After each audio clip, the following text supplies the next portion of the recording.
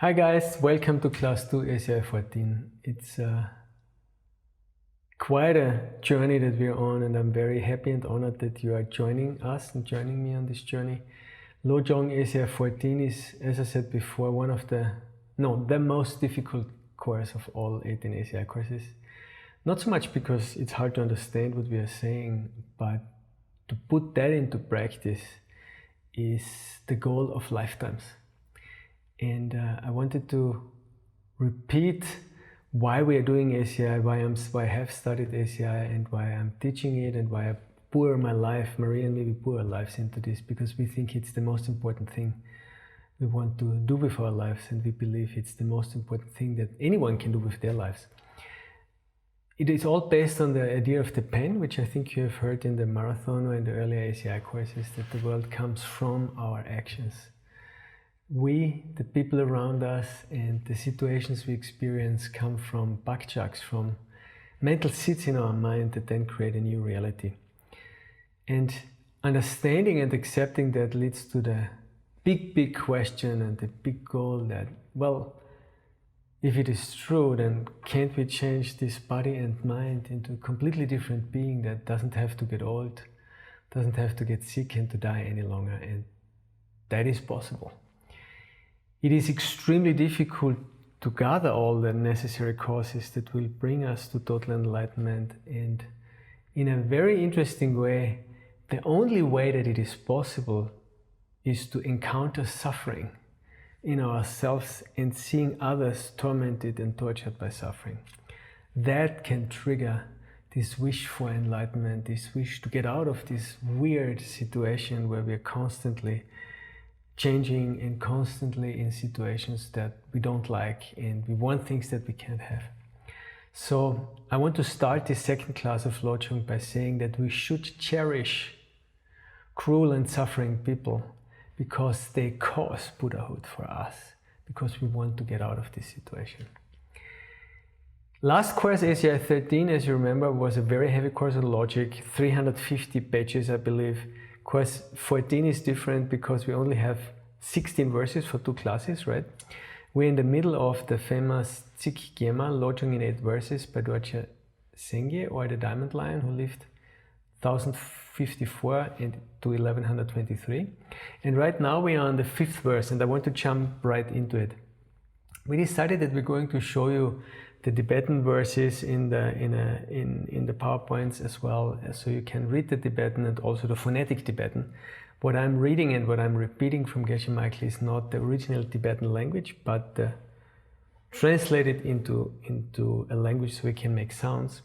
But I'm going to repeat that, and you're welcome to repeat it at home as well. It plants very good seeds in your mind to at least say the Tibetan, say that language that has for thousands of years collected this wisdom, created their own commentaries, and saved it for the world.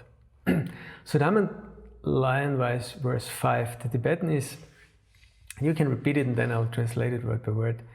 Dakla Shengyi Traktoki Shekur Lasok Mirikpe Yonkarangi Lenpadang Gyelka Shenla Pulva Shok. And for those of you who are new, it is such an important aspect of these courses and of this whole teaching series that you understand that we are not making anything new up. Definitely not me, also not Geshe Michael. These are texts that have existed for hundreds of years and were written down by saints and passed on to generation and generation. And so therefore we take the original language and explain it into English. Geshe Michael says at this point, and I want to repeat it, it took me a long time to prepare for this class, much longer than usually. This is maybe the hardest class I have ever taught. And you will see why.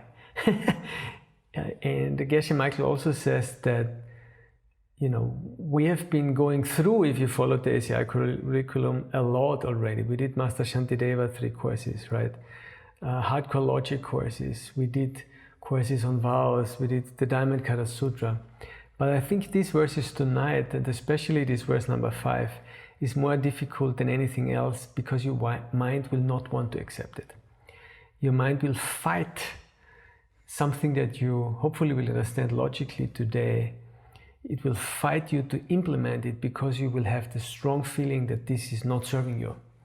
When in fact, it's the only thing that will ever serve you. And so, in a way, I'm quoting Geshe Michael, I am planting a lot of grief, a lot of suffering in your mind for the immediate future. What will happen though if you start to act according to it, at least try to start to act according to it, is that your world will literally, in front of your eyes and in front of your senses, change from a normal, ordinary existence to paradise. And that is our promise to you and my promise to you personally as well. I have tried to, personally, I have tried to act like that sometimes, and mostly, to be honest, I have failed. But because of the long-term study and understanding of emptiness, I know it's the only way to do. So, in a way, and again I'm quoting Geshe Michael, we are cursing you from now on because you will know after this class what the right way to live is, and your mind will not want to do it. And there are students breaking out in tears when they hear these verses. I have when I prepared. I remember I was walking up these beautiful hills here, and at some point I just have to, sit down and cry, because part of me knows this is the way to go, and there is this big fear that there's no way I can do this.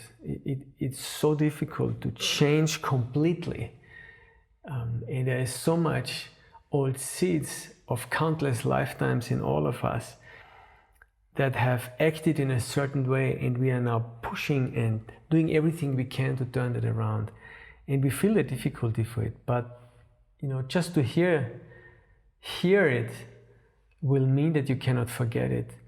And this very essence of the Lojong, the sweetest and the hardest part of it, is going to start right away. So I'm repeating the Tibetan and translated word to word in English, and at the end we will get the meaning of it, okay? Dakla means to me. Shengi means other people, someone else. Traktokji means that they acted out of jealousy. So what we have so far, someone is treating me out of jealousy.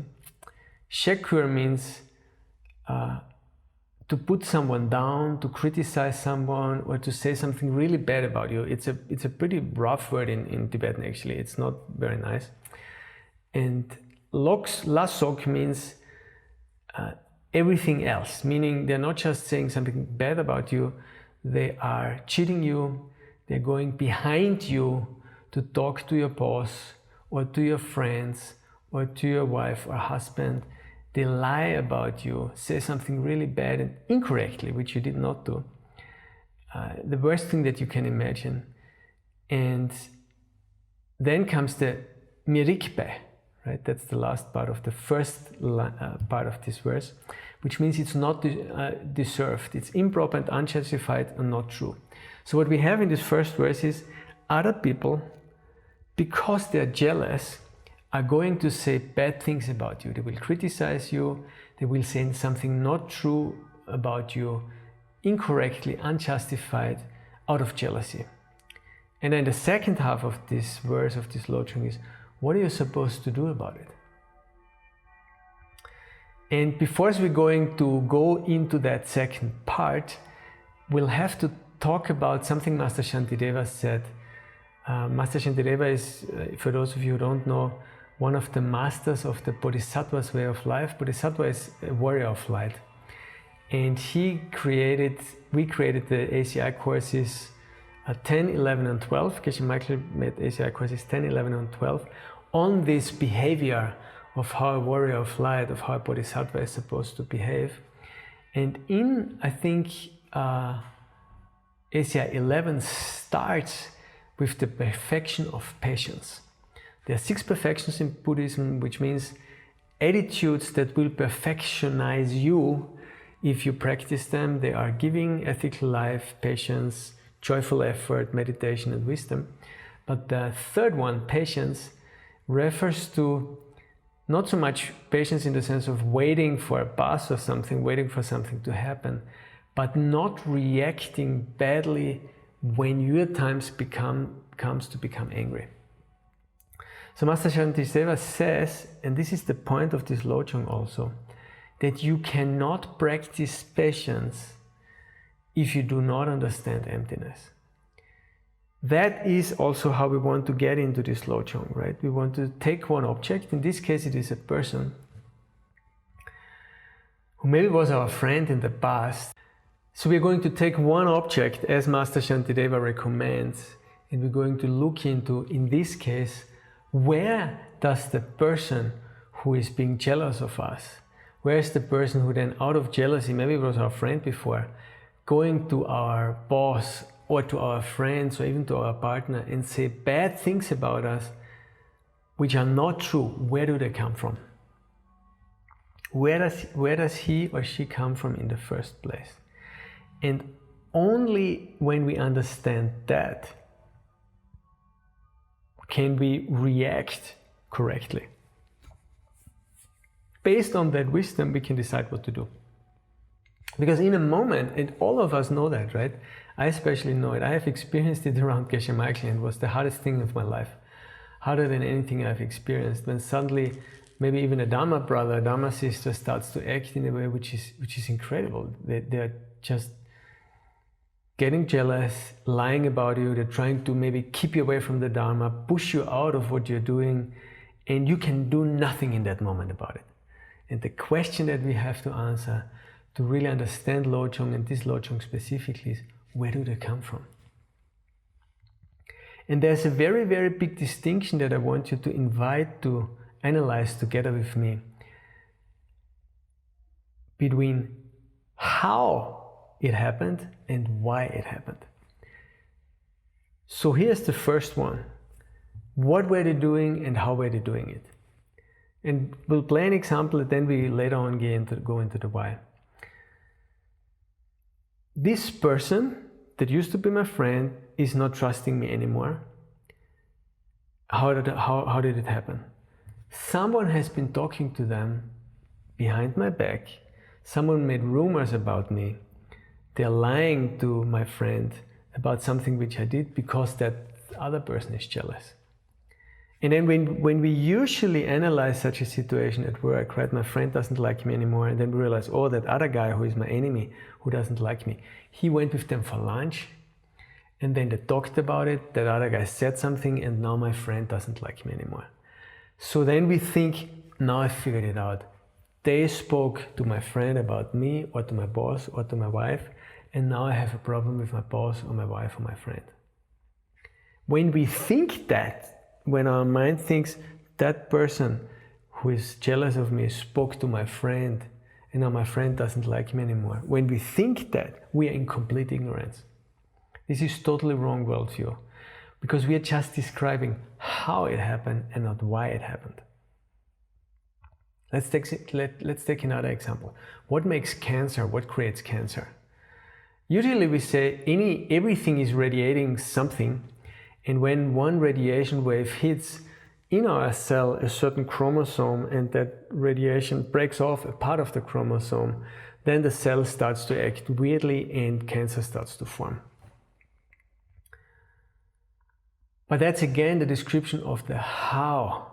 It doesn't answer the question, why were you at that place where that certain wave hit that certain chromosome?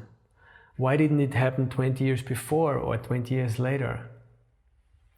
So usually when we look at our world and the bad things happening to us, we are constantly confusing the how things happen and the why things happen. And we have to give up thinking that the how is the why. If we cannot figure out the difference between how things happen and why things happen, we can never get happy. And we cannot use these practices to reach a state of nirvana, which means a state where you have no negative emotion ever again, which is possible. So in the case of my friend at work, who suddenly doesn't trust me anymore because another person spoke to them and told them lies about me, the real goal of Buddhism and of these courses is to figure out why that has happened and not how. Because the dinner could have been cancelled, right? Or the restaurant could have said there is no place for the dinner today. Or the person could have not believed him.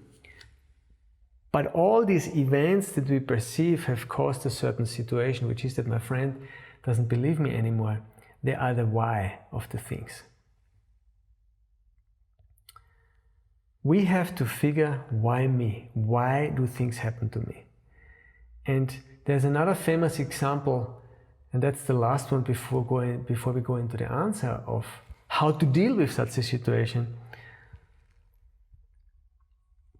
Is an example of Geshe Michael in his time in the 90s when he taught this course. There was a big controversy about His Holiness the 14th Dalai Lama, where certain people in Tibet had a deity, they prayed the words, and then a big struggle and conflict broke out in the Tibetan community. And there were people even demonstrating against His Holiness the 14th Dalai Lama. And Geshe Michael in his class said that he is being asked by all his students on which side he is, on the side of the Dalai Lama or on the side of the other Tibetan practitioners. And it was very challenging for him, but in this class, and you're welcome to listen to the original class of course, he said, the answer of the question on which side you are you on the side of the Dalai Lama or on the side of the protesters, is very simple. I don't like the whole situation. Who is right or is wrong in this conflict? We are wrong. Or in this case, Geshe-la said, you are wrong.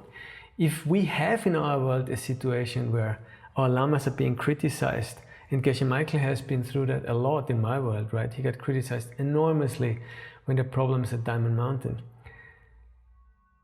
Who is wrong in this situation? We are, because we created the mental seeds for the whole thing to happen. If we change our mental seeds, then we will not have to take sides. The whole situation will just not be there any longer at all. So whenever anything in our world happens that we don't like, when we are being asked to take the side of a conflict, we have to remember worldview, we have to remember where things come from, and we have to decide that we want to plant the seeds that there is no conflict and no side to be taken on, which is a real solution to the problem. An example that we all lived through is the Berlin Wall broke down at some point, right? It just went away. And that's what we want to do with any kind of conflict. We just want to go with the problem to go away at all. So what's the solution in our specific case when someone is jealous of us, talks to our friends and they start not to like us? The solution is we have to stop to be jealous with other people. So the answer of the Lojong, when you are seeing something like that, when you are seeing a situation where you are being hurt by someone injustice, without any reason, without any justification, they spread lies about you, they say bad things about you to your boss, to your teachers, to your friends, to your partner, what do? Are you going to explain yourself to them? Are you trying to struggle and fight with them? The Lojong says no. What you're supposed to do is you have to serve them. You have to treat other people correctly, and then the situation will not happen again. It's when someone is jealous of you, when someone treats you badly, which is how the Lojong starts, it's not a question of fighting back or shutting up or talking to them or explaining to yourself to them. It's not a question of how to deal with the situation. The question is, why did it happen in the first place, and how to get rid of these kind of situations at all. And this is the hardest thing to follow, but the Lojong says in the second part, right, and I read the Tibetan again, Gyongcha rangi lempa dangielka shenla pulva shok. And it says Gyonka means in a situation where there's a disadvantage or a loss, like in a business deal. Rangi lempa, may I take it on myself. So this means in any kind of situation, in any kind of controversy or problem between two sides, you take the loss of the situation yourself. Gyelka, the profit or advantage in a situation. Shenla means to other people. Pulva means to offer it with great respect and love and honor them by that. And Shok, the last word of the Lojong is, may I have the strength to do that. So what the whole Lojong means, let us go back to the start. When other people, because they are jealous of us, say bad things about us, they criticize us, they say something not true, what I'm supposed to do in that situation, may I take the loss myself in any unpleasant situation, in any controversy, competition, any problem between two peoples. May I take the loss and the problem and the blame upon me and offer the profit or advantage to other people with great love and respect. Is it justified that I'm being criticized? And that's the last word, mirikpa. No, it's unjustified. So what are you supposed to do when someone is criticizing you? When someone is treating you, cheating you, giving you a rough deal, with no justification, we are supposed, with great respect and love, offer them the advantage of the situation. Now, honestly, when I'm reading that, I'm thinking, how am I going to explain that to 200, 300 people or even more maybe?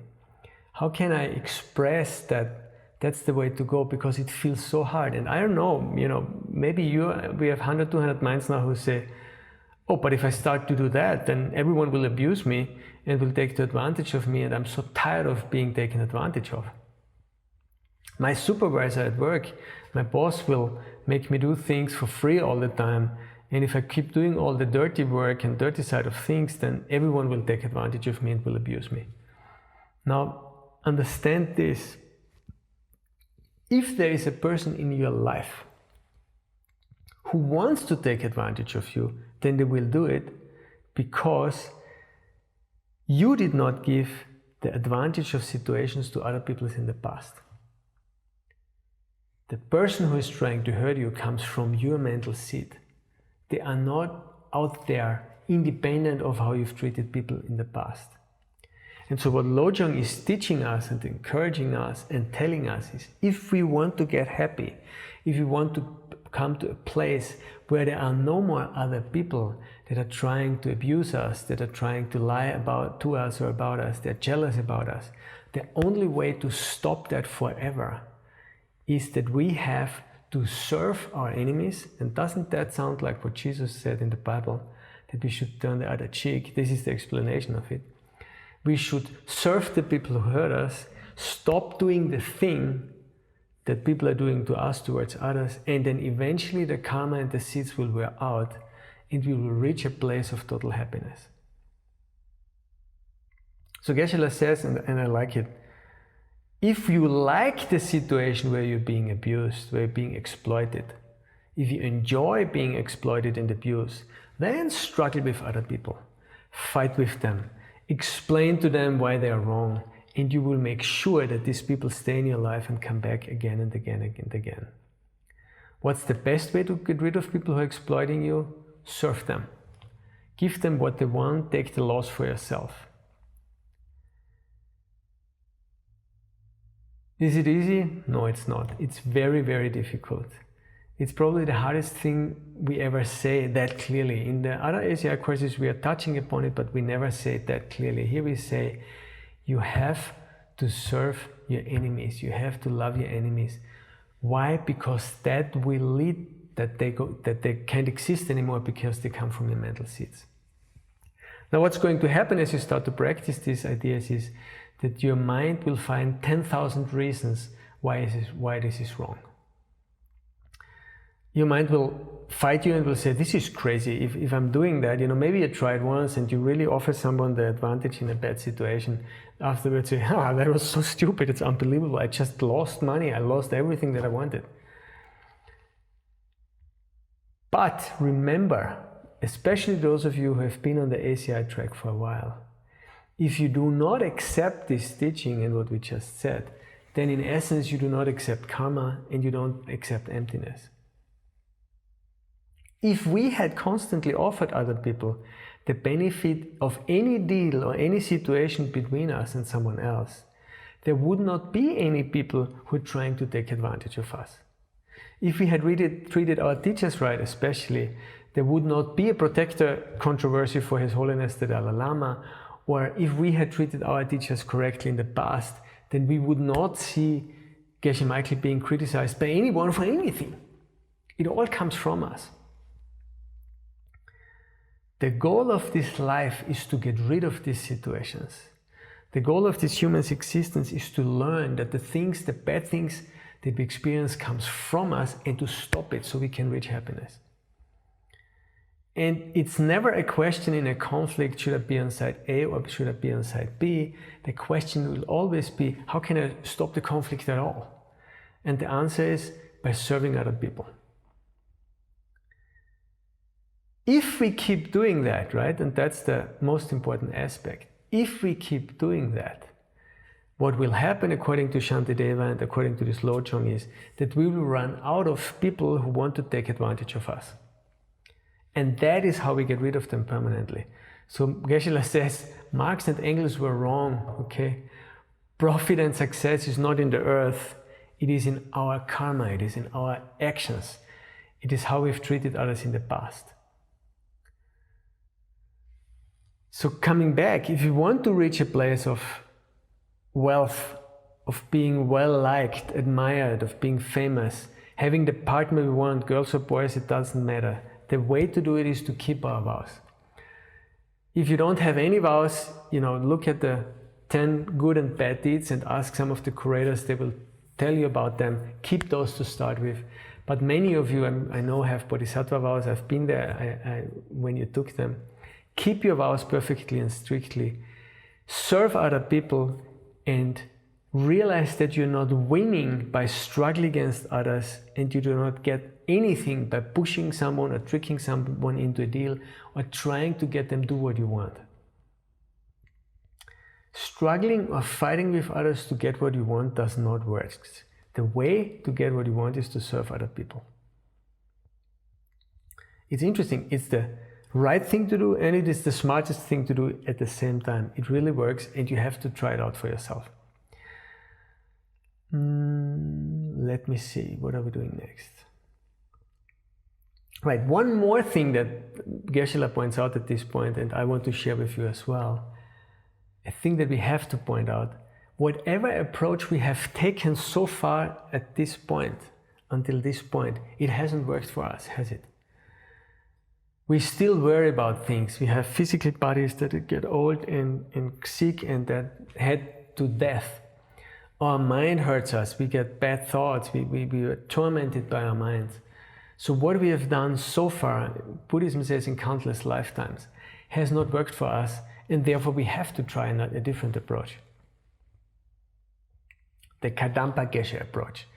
We have to serve people and we have to plant the seeds for our reality to change radically. So when someone takes advantage of you, tell them, okay, take my coat also and my wallet, God bless you. Now there are three things to remember when we are practicing like that and we're doing these things. Number one, and this is a summary and then we will move on. Many of you took Bodhisattva vows already, which we both know, right? And you have sworn when you took these Bodhisattva vows to serve other people and to offer them all of the happiness. You already committed to that way of living and behavior. You're probably just not really into doing it yet. The second point that we must remember is that this is the only way to be happy for ourselves. So it's actually not a question of shall I serve other people or shall I take care of myself. Serving other people leads to that you take care of yourself, because everything you ever wanted comes and will come from how you've treated others, because it comes from mental seeds. Finally, one more thing, third one. When you see someone being hurt by someone else, like someone gets mugged at the street, your responsibility as a bodhisattva is to do something, to help the person who is being hurt. And also when someone hurts you, your responsibility is to talk to them, Not so much to protect yourself, because that won't work, as we know, but to make sure that they don't plant really bad seeds when they are acting in an aggressive or violent way towards you. Those were the 3 things to think about taking the loss in any situation. Get used to it, try it. And don't believe your mind when your mind finds you. You have to keep it up also. You can't just do it once. You have to work to make a way of living out of it. Sooner or later, usually, you reach the point where we all have to reach the point where we can give up the dearest thing in a moment's notice for others because it's the right thing to do. It's hard, it's beautiful, and it's perfect. Now, the last thing about verse 5, Changyal Rinpoche, which is a famous Lojong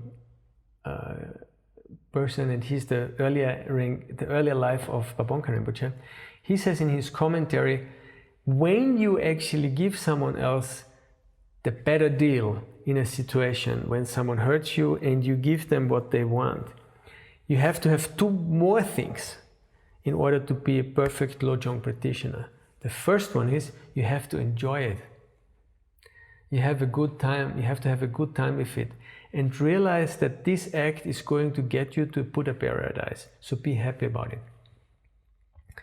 Now, when I read that, I was thinking we cannot teach these teachings to people who have no preparation. It's just completely impossible, because we're not only saying when there's a situation where someone is doing something bad to you that you have to treat them and turn the other cheek, basically, and serve them and give them the better end of any deal that you're in, but you also have to enjoy it. And Changyal Rinpoche says you can never regret that you did it, now or in the future. Be proud of yourself that you act in this completely radically different way than how the world looks like. So it's very important that you never regret doing something good. Even when your mind says, I'm not sure this was a good idea what you just did right now, never regret it after you gave something away. I had a situation like that while I was preparing. There's never a coincidence when you start to prepare to teach something or pass something on. Usually life gives you signs and possibilities to test you, to say, are you really, do you really want to talk about that? Are you ready to act like that? So we left an apartment very recently, and I thought we did a very good job in leaving it as pure as possible.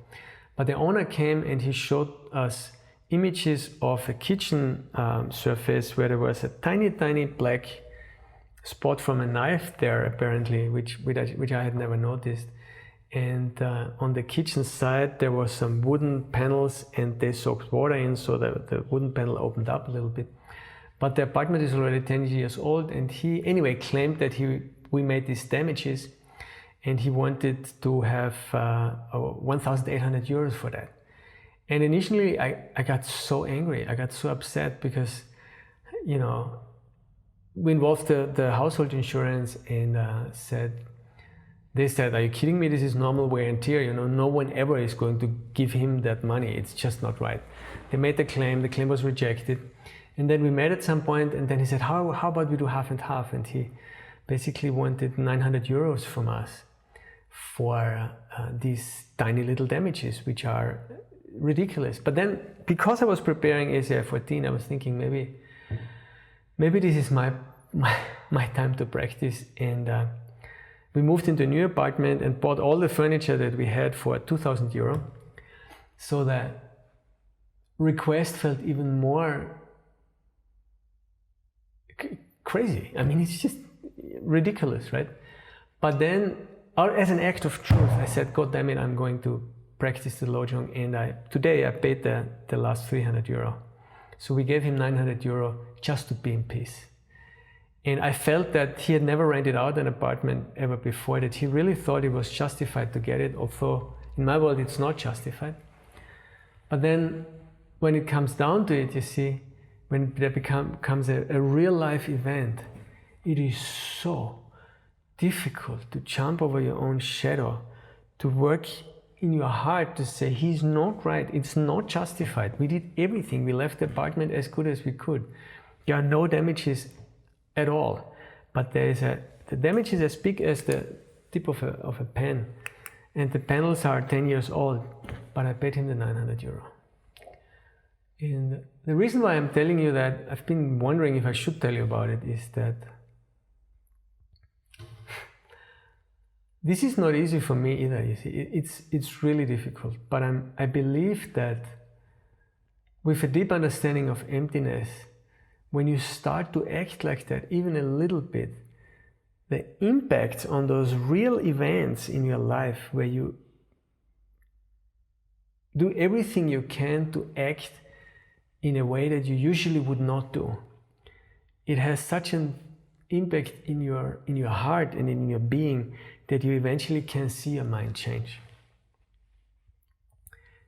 And also Shantideva says, right, Master Shantideva says, we have to start small. We have to start with something to get used to this behavior that looks backward to us, but it is correct. We have just acted in a backward behavior forever so far. That's why the right way of acting looks strange to us. And the last thing, which I just broke in a way, is Changyar Rinpoche says, do huge, big virtues, but don't tell anyone about it. Be secret about it. Like, do that thing for our honor and don't tell anyone that you did it. Then the virtue will become bigger and bigger and bigger. All right, that was verse number 5 of the 8 verses. 6.1. I read the Tibetan and then I will translate it for you, okay? You can repeat it at home. Gangla Dakki Pentrakpe Reva Chewa Gangshiki Shintu Mirik Nujen Nang Shenyan Dampa Tarva Shok. I'll translate it right away.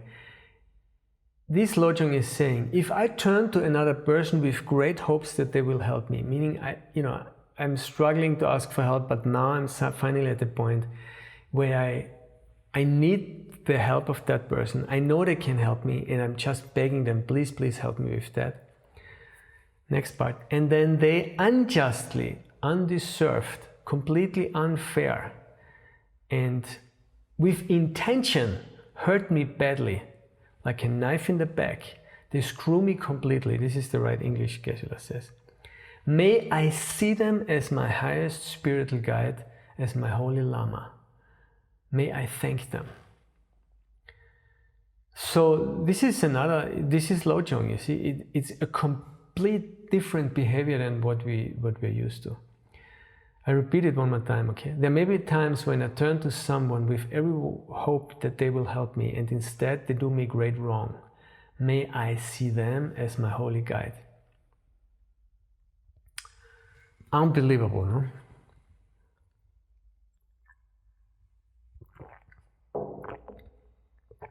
The point of this is explained in a beautiful way, and I want to share again Geshe Michael's life story. You know that when Geshe Michael when his mom died, Geshe Michael went to India, met His Holiness the 14th Dalai Lama. Then his mom came to India with him because she had cancer, and the doctor said there's nothing we can do for her anymore. And the Tibetans told him to quickly learn her to take refuge and learn how to die well.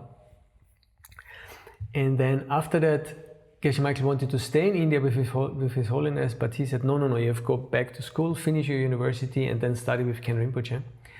And then when Geshe-la decided to study with Ken Rinpoche the first 8 years, he didn't leave his place at all. Even when his mom's funeral then happened, and his brother died, and his father died, he did not leave Ken Rinpoche. He stayed with him in the monastery for 8 years and studied like crazy. But then Ken Rinpoche said, now it's time to go to work.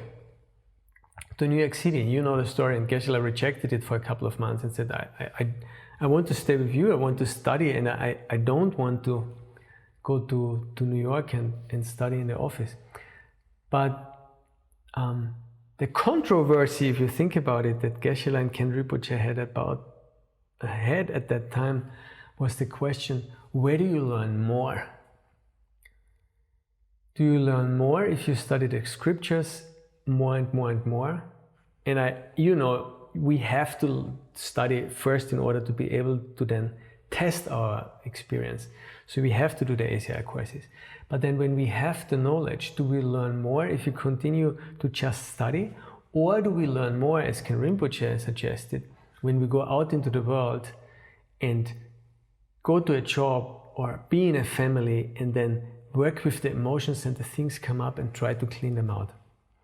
So after one amazing teaching, Geshe-la agreed to go to work. And he said that it was wonderful because the laboratory of his Dharma practice in one New York office, where all the anger, all the greed, the jealousy, the desires came up, and he could work with them and clean them out. He learned much more about himself than he would have if he would have stayed in the monastery forever. Long story short, any office job is a great place to learn the Dharma. Your co-workers, our family members are great teachers, because the suffering we have in our life teaches us the true nature of the kind of samsaric existence we are in. And it reminds us that we have to do everything to get out. So the people who do us wrong are generously reminding us how our life in samsara is lousy and nothing but suffering, and it fuels our desire to come out of it. But then, sometimes life is good and we think, no, everything's all right, I have a job, I have a family, but then we get fired.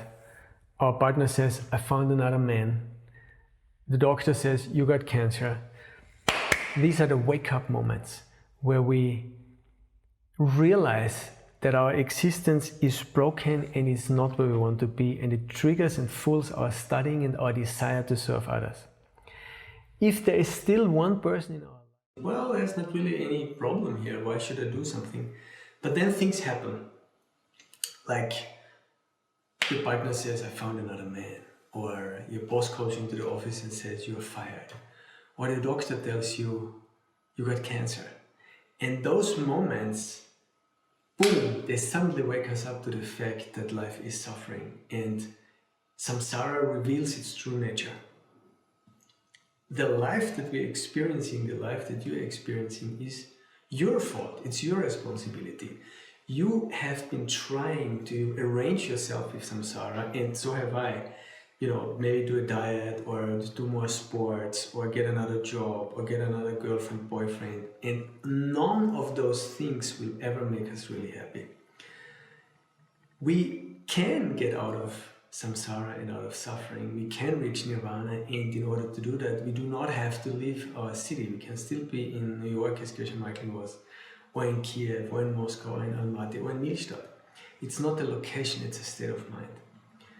However, as long as there's still a person in your life that exists and irritates you, it's a parameter, it's a measurement of your own state of mind. And when those moments happen that wake us up, when someone is irritating us, when someone is pushing our buttons, we should thank them for reminding us that we are not there yet. Thank you so much for reminding me I still have some work to do. The one last thing about Diamond Line verse 6, we should not think that we should try to see them as our spiritual friend. They are our Lama. Okay? So don't make the differentiation where we think, oh, we're trying to see them as some high spiritual guide. They are that for us. That's the end of Diamond Line verse 6. Now we go to Diamond Line verse 7. Again, I'll do the Tibetan quickly and then we'll get into translation. The Tibetan is Dorna Nyu Dang Gyupayi Pende Manam Kungla Pul Mainu Dang Dunkel Kun Sangwe Dakla Lenpa Shok. The translation is quickly, in brief, may I give all help and joy to my mothers, directly or some other way. May I take all the hurt and pain of my mothers in secret upon myself. So, the idea of this verse, which is another deep lojong, is that any time you see that someone is going to get hurt or someone is going to hurt somebody else, you think, you pray, I want this to happen to me. and I will take care of it secretly. I'm not going to brag about it, I'm not going to tell anyone about it, I don't care if anyone knows about it, I won't even let anyone ever know that I did it, but I will try to intercept any problem that could happen to anyone. Every time I have a chance, I will intercept someone else's problem and make it happen to me instead, and they should never even know about it. And the amazing thing with that is that I know that Maria and I know that you guys have been doing that for us in many ways, because many of you support the projects like the ACI Gold Club, right? That is a typical way where you intercept a problem that could happen to Geshe Michael or that could happen to John Brady, where they need to suddenly fundraise or worry about money, but because of your regular donations, that problem never happens. And I really hope that you can rejoice in it, see it like that, and then be extremely happy that you are intercepting problems that could happen for your teachers which never happened because of your activity. So that is a very, very powerful, strong seed. The word indirectly in this verse refers to the Tonglen practice, where you're not able to help someone directly, but you are able to, in your mind, take on the suffering of others and destroy it. And this is especially relevant and important when you are sick, when you can do something physically, and it is super important for the moment when you're dying. And I personally want to go deep at this point because I grew up as a Catholic Christian, and I remember when I was taught the story of Jesus for the first time, that on the cross he was saying his last words that I'm taking the pain of all living kind on myself. And when I grew up in school, I was thinking, that's weird, I still get toothaches and my teachers are sometimes not happy with me and there's problems with my parents, so he didn't stop the suffering for me, did he? Until I got to this Lojong verse, which made it clear to me that in a way Jesus has taken away our suffering, truly and more powerfully than I ever could have imagined, because he taught us how to deal with our own suffering. And so one of the most important moments to do this kind of indirect and direct taking away of suffering is the moment when we die. There's an incredible special pain of death when our heart chakra bursts open. And if we can stay aware and dedicate that pain by saying, I'm taking now away the suffering of the whole world, willingly, the karma that we're planting is incredible. And so Christianity is right. Jesus taught us how to take away our suffering by teaching us and showing us how to deal with it so we can turn it around. And that made me super happy in connection with this Lojong verse. And then of course, if you're not dying, or even maybe when we're dying, but in the second step, after we took the pain on us, we see directly how on our breath we send white light or white nectar out. On each atom of the light there is everything any being ever wants: money, cars, partners, houses, you can imagine it, whatever you like to. And you feel that everybody get whatever they want to. And fantasizing about this kind of ability, more than being able to do it at that point directly, will create the siege, will actually make it happen, so that eventually when you reach a state of Buddhahood, you're able to do this directly and really help every living being. And that's the word. In brief, may I give all help and joy to my mothers directly or some other way. So some other way is this Tonglen practice. That was a quick one on levels on verse 7 and now verse 8, which is very famous. And this one was kept secret for a long time also, because it's such a powerful teaching. I'm doing the Tibetan again, then I translate the English and then we'll talk about it. Let's start with the Tibetan. It's Dedak Kunkyam Chugye Ki Tokpe Drime Mabak Pak Junam Gumar Shepa Yi Shenpe Chinwa Ledrul Shok. What it means is the following: may none of this ever be made impure. And what we say when we say none of this, we're referring to all the 7 verses we have heard so far. May we not make those 7 verses impure by the 8 ideas of things. And what these 8 ideas of things are, we're going to talk about now, because there are 2 different versions. One version is the 8 worldly thoughts, which if you have studied ACI, you've heard before, and we'll go through them quickly. And the other ones, according to Chakya Rinpoche, the early life of Bobonka Rinpoche, is the 8 wrong views that Arya Nagarjuna stated how you cannot understand emptiness correctly. So what we're going to do at the end of these classes, we're going to do these 2 times 8 wrong ideas that we have to avoid in order to not make the practice of the 7 first verses impure. And then the last 2 lines of Diamond Lion verse 8 is, may I see all things as an illusion and free myself from the chains of attachment. And that's the finishing of the Lojong in 8 verses. But let's now go through these 8 ideas that are described in the commentaries as being either the 8 worldly thoughts or as being the 8 ways of seeing things as self-existent. And we start with the 8 worldly thoughts. Again, what I'm going to do is I'm going to give you the Tibetan quickly and then translate it, and we'll talk about it briefly. However, for both sets of 8, I encourage you to actually go into the ACI courses deeper, because there they are repeated, or they are taught in a more deep way. And on the second verse of 8, Geshe Michael taught Arya Nagarjuna in 2 of the last, during 2019 and 2018, I think, during some retreats at Diamond Mountain, and you can listen to the whole teaching on the knowledge base, where there's also a Russian translation for it. And each of those 8 points that we come to in the second list of 8 is a whole class or 2 classes, so there is a long explanation what it means. I'm just going to kind of point out to you the tip of the iceberg, what it means, and honestly, if you hear it for the first time, it's difficult to really grasp it. So if you find it interesting, go to the knowledge base and go deeper on those 8 extremes. But we'll start with the 8 worldly thoughts, which in Tibetan are called Chikten Chugye, which means the 8 worldly thoughts. And the first one says Nyekurjung Naga, which is in English, being happy if you get something. Now that is weird, right? Because we are taught to rejoice when we do something good, and we are taught to be happy about the good things that happen to us. And suddenly we are told in a Lojong that in order to not make the practice of Lojong impure, we are not supposed to be happy when we get something. What's meant with that? What is the deeper meaning of this? Because obviously we are not thinking of the Judeo-Christian idea of feeling guilty when something good happens to us, which is a problem for me.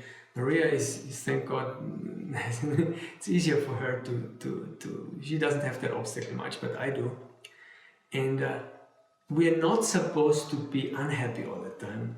But what the point is that sometimes when we get some physical stuff, like we got this new apartment, or we moved into this new apartment, you get a new car, or you get a new job, or a new girlfriend, and you completely, or boyfriend, and you completely mistake that object as the source for happiness. And I think that's the main thing, you see.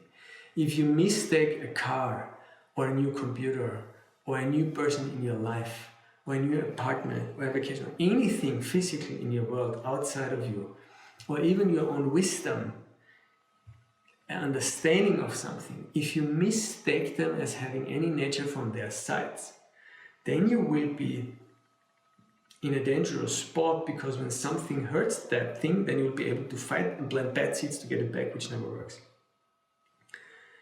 So you shouldn't feel guilty when something good comes to you, because basically the laws of karma just worked out for you, which is great. If you remember that this comes from mental seeds, you will be wanting and willing to share what you got, which will make sure that you create even more of it. But you shouldn't be happy in the sense that you think, oh, the goodness comes from that thing. Yeah? Because when you do that, you're off. And that will also hurt your Dharma practice and the practice of Lojong. And to be honest, the other 7 are related to similar feelings, but it's always the same principle and ideas. They actually come in pairs. So the second one is called Marjuna Miga, meaning being upset when you don't get something, right? So this is, again, the same idea. The first 2 is getting something or not getting something and being happy about it or unhappy about it. And it's the same principle. If you don't get something, don't be unhappy about it, just plant the seeds. If you're unhappy when you don't have something and dwell in that unhappiness, it's not going to not much is going to happen, nothing is going to move. Plant the seeds for it and don't waste your precious lifetime by feeling bad about something which is not there, which you just need to plant. The third and the fourth one, and I'm going to do them in pairs now, is the third one is Deva Chungna Ga, meaning being happy when you feel good. And then the fourth one is Ma Chungna Miga, being unhappy if you don't feel good, which is also weird if you don't get an explanation. It's like, if you don't feel good, how are you going to be happy? But the point is, try to focus, even when you feel bad, on trying to be nice to other people, which is difficult. I'm trying to do it. I'm failing, especially around this Lojong, studying and teaching every day. And I'm trying not to get caught up in feeling bad about me failing, which is nearly impossible, but at least I know what I'm supposed to do, okay? So it doesn't mean you're a bad guy when you feel good. It's good to feel good. Just also remember it's a seed. And try to use your feeling good by planting good seeds. When you feel bad, do the same. Try to plant more good seeds, do the Lojong, and don't let yourself stop by either outer objects that are there or not there, or even your own emotions being there or not there. And I think that's really the key core of these 8 worldly thoughts. 5 and 6 is Nyendrak Chungnaga and Ma Chungna Miga, meaning being happy if you become well-known and being unhappy if you're not well-known. That's a little difficult for me because I really honestly don't, I couldn't care less, I really couldn't care less if I'm well-known or not. But that's a little bit of failure as well, you see, because if I could be happy about being well-known so that people that can spread the Dharma more, then it's a good kind of happy. But it really doesn't matter if you're known or not, well-known or not, because the masters of the universe from 3,000 years ago, no one knows them anymore. You see? Like, life is so fast. Things open and go. You have had countless lifetimes. You were extremely well-known in many lifetimes. You were not well-known at all in other lifetimes. What does it do for you right now? Nothing. So again, the focus here, the wrongness of that thought is, if it lets you get caught up by saying I'm not doing the Dharma because there's a COVID and no one knows me in Milstadt and I'm alone in my apartment, that would be a mistake. It doesn't matter. Try to do anything to help people, no matter if you are well known or not. And the last two are similar but different though. They're Tura Chungnaga and Ma Chungna Miga, meaning being happy if you get praised and being unhappy if you don't get praised. And I really loved the story of Geshe Michael and his office, where he was saying that in the Diamond office, at some point he came after a retreat or some trip back to the office and they were praising him and saying, oh my God, you did such a good job. And he was like, that's so weird. I just came into the office. I didn't do anything today. I was on a retreat and I got all this praise. And then you have to remember that the reason why people are praising you is not what happened before. It is old seeds opening. And this has a very, very powerful and difficult lesson for me, because I remember sometimes I did the best ACI teachings in my mind and made the biggest effort that I could do, and afterwards I just got criticism. And then Geshe-la reminded me at some point, he said, you got criticized because you did a powerful good deed, and there is no connection between what comes after the good action, you see. And that is something we have to get good at very much, especially if you want to become a Dharma teacher, which is a beautiful way of living. Don't expect people to praise you, to admire you, to love you, which I'm addicted to in a way because I'm sensitive and I feel the energy of people, and when it's there I feel good, when it's not there I don't feel good. But we have to disconnect the reality of why we are being praised and why we are not being praised from the events that happen close to good things we did or bad things we did. There's no connection. And in that sense, if you would mistake that understanding and be happy when you get praised because you think it's because you did something recently, and unhappy if you don't get praised, even when you did a good job, that's just crazy and will slow you down. So, long story short, don't do that. Those were the first ones, the first set of 8. Now we're going to the second set of 8. And I already told you that Chankyar Rinpoche taught that the 8 ideas mentioned in the Diamond Lion's 8 verse means that you cannot practice Lojong, and I deeply believe that you are not able to practice Lojong if you don't understand emptiness. And that is why we also wanted to do some preparation for this course. It's completely impossible to really implement these ideas into your life if you haven't a good understanding and grasp of emptiness. So, Changya Rinpoche, earlier life of Babongka Rinpoche, in the 8th verse, as his commentary says, that the 8th verse means, do not poison the first 7 verses, the activities of the first 7 verses, by having these following wrong ideas about emptiness. And they come from Arya-Nagarjuna and his famous Mula Prajna, I think it's wisdom. He lived 200 AD. And these 8 extremes, as I said before, are wrong ideas that we have about emptiness. In order to have these wrong ideas about emptiness, we must understand emptiness a little bit. And when we do that, which you have to, and if you don't yet, you just got into this course by luck, talk to a curator or some of the older students who explain the pain to you or other examples. But even when you understand that it's not good enough, you have to probably go to an Arya-Nagarjuna teaching, teaching about Arya-Nagarjuna and about wisdom, which Geshe-la did beautiful ones. And we even did one in the Gold Club, Maria, right, about Arya-Nagarjuna, where those 8 thoughts are being treated over 1 or 2 classes each. Okay? So this is really a summary of a summary. Anyway, the first of those 8 extremes is Kieva Mepa, meaning things don't start from their own side.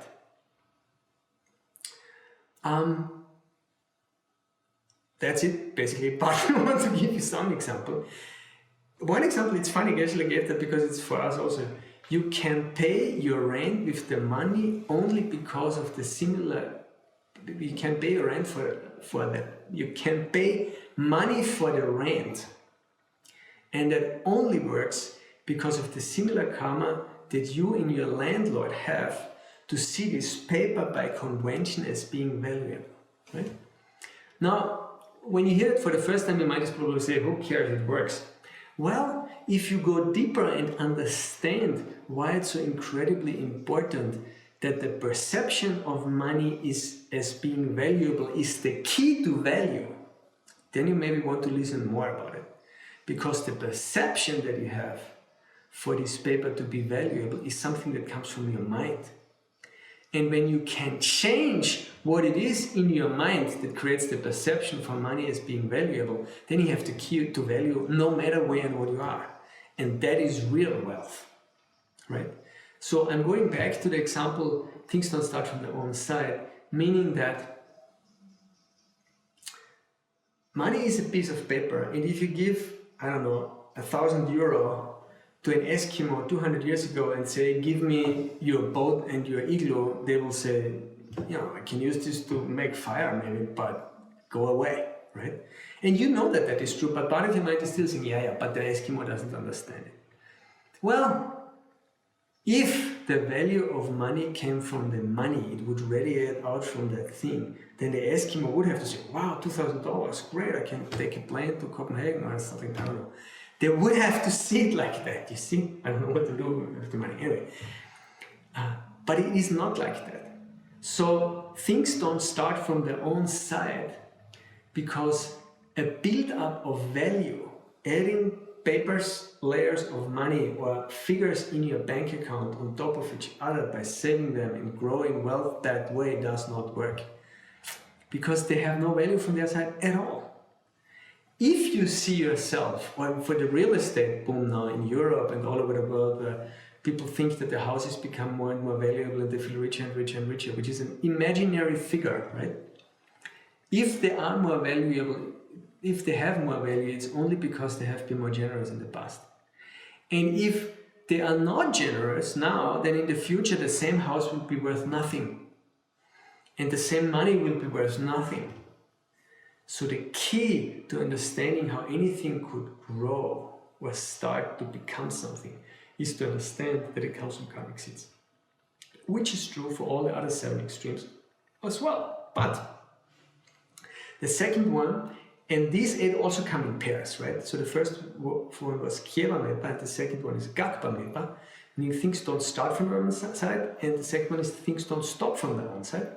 Means that the only reason why a headache or a backache or a knee problem or a heartache stops is because you planted the seeds for it to shift. aspirin or painkiller is not stopping pain. If it would, then every time you take an aspirin, your pain would have to stop. But we know that some people take an aspirin and the headache stops. Some people don't take an aspirin and the headache stops. Some people do take an aspirin and the headache doesn't stop. And all four alternatives are possible. Which means there's no connection between the aspirin and the headache. Because if there was, one would always have to create the others.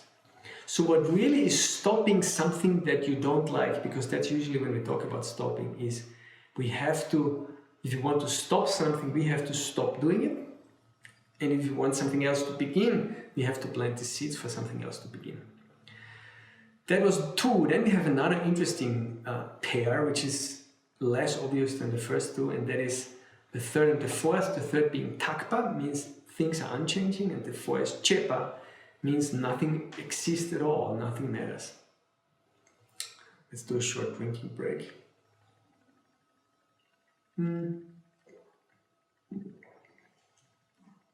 we reach a Buddha paradise, when we reach the goal of all these courses and of all these teachings, then any object in the universe, even like this pen, every atom of this pen will create incredible bliss in ourselves. That's what it means to be a Buddha, to be in total ecstasy all the time. However, right now when I look at the pen, I'm not upset about it, but it definitely doesn't create any kind of bliss in me, right? So, if things were unchanging, then this pen could never create total bliss in myself when I become a Buddha. On a more ordinary level, if this pen had the quality of being something to write it from its own side, the ink in the pen could never run out. Because if something has a quality that comes from its side, it necessarily implies that that thing will not change. If you think that's a little bit a weird logic, go back to the ACI courses. We have debated and discussed this, I think in ACI 13, in the Marjuna teachings with Geshe-la, and in ACI 6 several times. If the world existed the way we usually think it exists, meaning self-existingly, meaning it has a nature from its side, then those things would have to be unchanging. And therefore the third extreme is to think that things are unchanging on some level, meaning again that whatever quality we see in objects must come from them. The example we used in the lojong was that jealousy from the person that is saying something bad to my friend or my boss, so they don't trust me anymore, comes from that person. If that were the case, the person had to be jealous all the time, unchangingly, which is not true. The fourth extreme, chepa, nothing exists, nothing matters, is a famous other extreme when we realize that things do not have a nature from themselves and everything comes from mental seeds. Then we very often fall into the other extreme of Buddhism, which is if things don't have any nature from their side, then they cannot exist at all. And nothing that I do matters. Which is, on a side note, by the way, why Buddhism, the high school of Buddhism, is called the middle way. It's the way between those two extremes. So, how is that relevant? We have to avoid those two extremes when we do the lojong, right? When we practice, when we give others in a conflict, in a difficult situation, the benefit of the situation. We let them win over us. We let them have the money, the fame, everything that we want. Your mind will fight you and say, are you crazy? You know, honestly, it was the other person's fault and you didn't do anything. What's the point of taking the blame when someone else makes a mistake, or the suffering of the other person when you didn't do anything wrong? When your mind thinks like that, you do not understand emptiness. You think that in a way, if you go deeper in your logic, you are in the extreme of thinking that things are unchanging or nothing matters. And that's the philosophical, logical basis for that. The more we understand emptiness, the more we understand that anything that happens to us comes from our own past deeds, and that's why lojong makes total sense. Let's go to 5 and 6.